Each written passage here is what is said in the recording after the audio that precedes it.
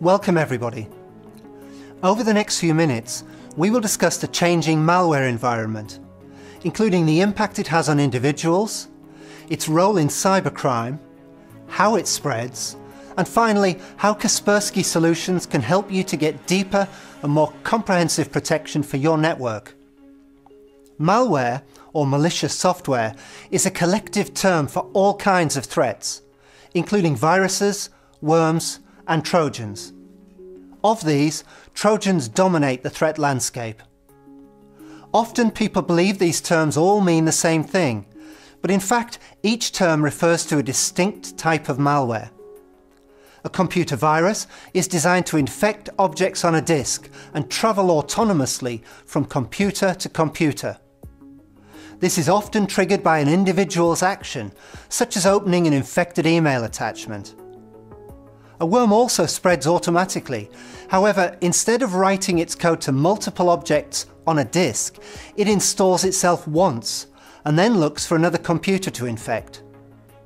Some worms, for example email worms, require the action of an individual in order to spread. But others, such as network worms, spread without the need for human interaction.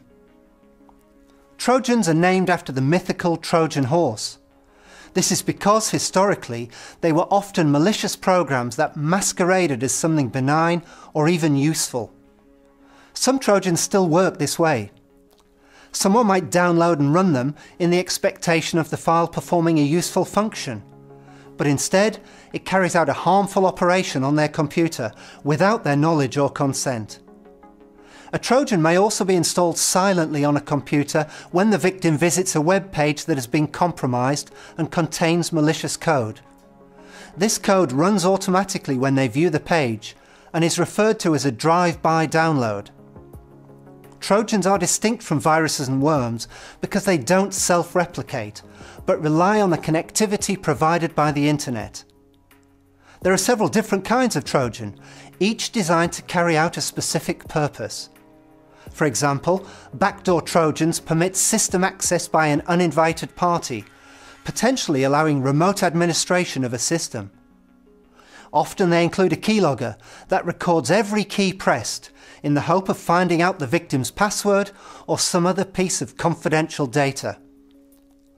Other types of Trojan include banking Trojans, which are designed to steal money from a victim's bank account, and Trojan downloaders that download updated code to the computer.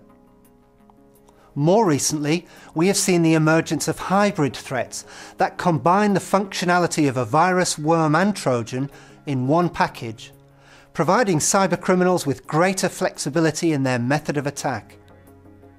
Once a cybercriminal is in control of a computer, they can do pretty much anything, from collecting confidential data to sending spam. The list is almost endless. The first thing they will typically do, however, is connect the computer with other infected computers, effectively creating an infected network, commonly known as a botnet.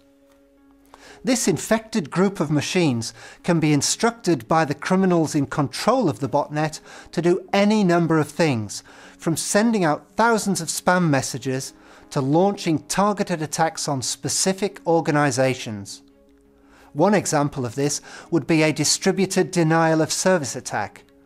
This is where thousands of machines send small amounts of data to one target to interrupt the normal running of a website, email server, or any other business system.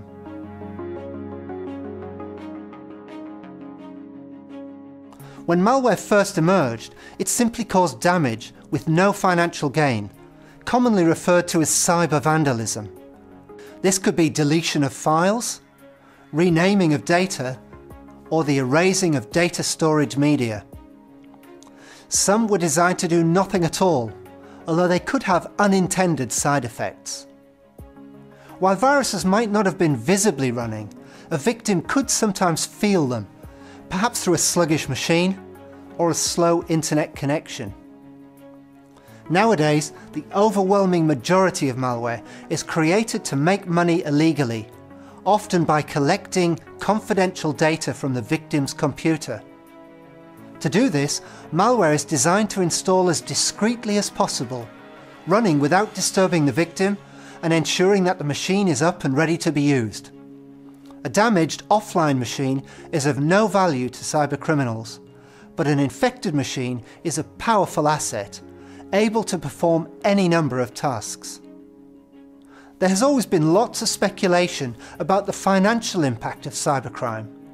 If you search online for costs of cybercrime, you will find estimates ranging from millions to hundreds of billions. But the illegal nature of cybercrime activities makes it impossible to give an accurate figure of how much it costs. One thing's for sure, the growing volume of attacks makes it clear that it's highly profitable for those involved in the dark market that is cybercrime. The threat landscape has been dominated for almost a decade by random speculative attacks on anyone unfortunate enough to be infected. However, the number of targeted attacks is growing. Such attacks are normally aimed specifically at one business. The motives can vary. Attackers may want to steal confidential business or customer data, damage a company's reputation, sabotage the normal running of an organisation, or even make a political statement. Targeted attacks are highly sophisticated, but they often start by tricking individuals into disclosing information that allows the attacker to access corporate systems. The widespread use of social networks and the vast amount of data that we all post online makes it easy to set up such attacks. Since 2003, malware has been used for criminal purposes, targeting both businesses and consumers. Commonly known as cybercrime, it's effectively the use of malware for profit. The malware employed in cybercrime typically has some simple, well-known objectives. The first is to make money by stealing sensitive information, such as online banking logins, credit card numbers, or intellectual property.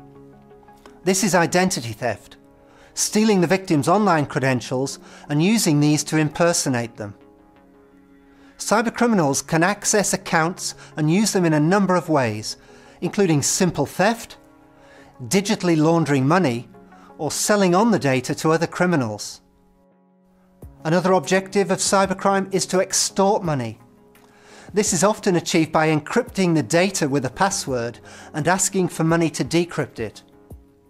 This method is known as ransomware and can be very lucrative given the high value that an individual or business places on digital information. Extortion of money can also take the form of what is known as fake antivirus scam. These scams revolve around making someone believe they do not have adequate protection.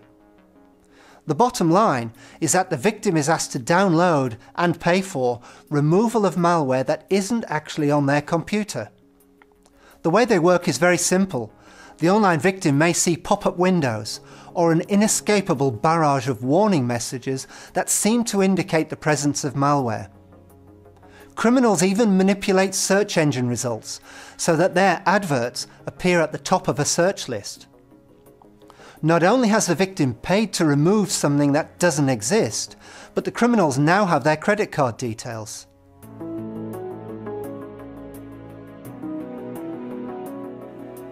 There are several ways in which malicious code can spread.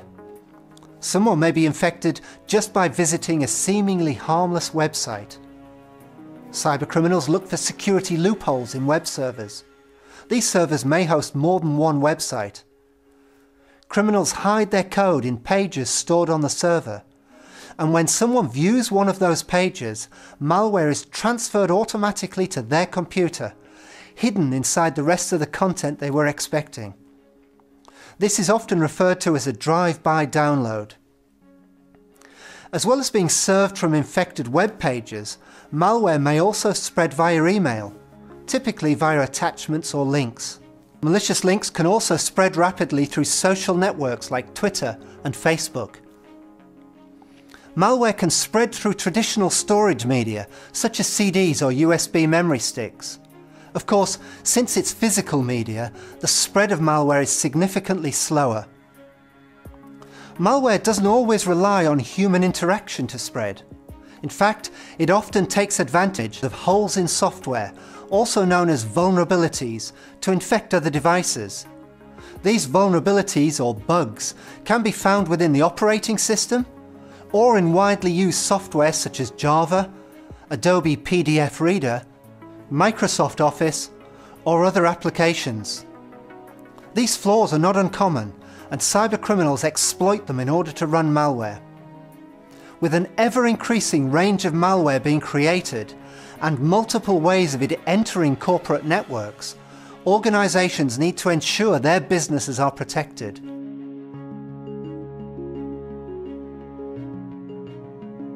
Virus analysts at Kaspersky analyze over 70,000 unique virus samples every day.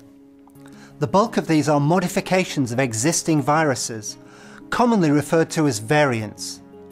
Historically, antivirus solutions have worked by searching for snippets of code that identify a known virus, worm or Trojan.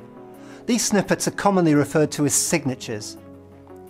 Kaspersky adds more than 3,500 new signatures to its databases every day. But we've seen a flood of malware in recent years, so the days when we could protect our customers using signatures alone are long gone. Kaspersky provides a range of proactive technologies to secure our customers from malware. This includes heuristic analysis, sandboxing, application whitelisting, behavioral analysis, and more. Kaspersky also has an extensive cloud-based infrastructure called the Kaspersky Security Network that provides analysts with intelligence on what's happening across the internet and enables us to deliver more comprehensive protection than ever before. All these technologies are used in combination to ensure that even if a virus is new or unknown, we can detect it without a signature. By applying multiple layers of detection, Kaspersky can achieve swift, accurate and comprehensive analysis, offering the best protection against all the latest threats with minimal impact to system performance.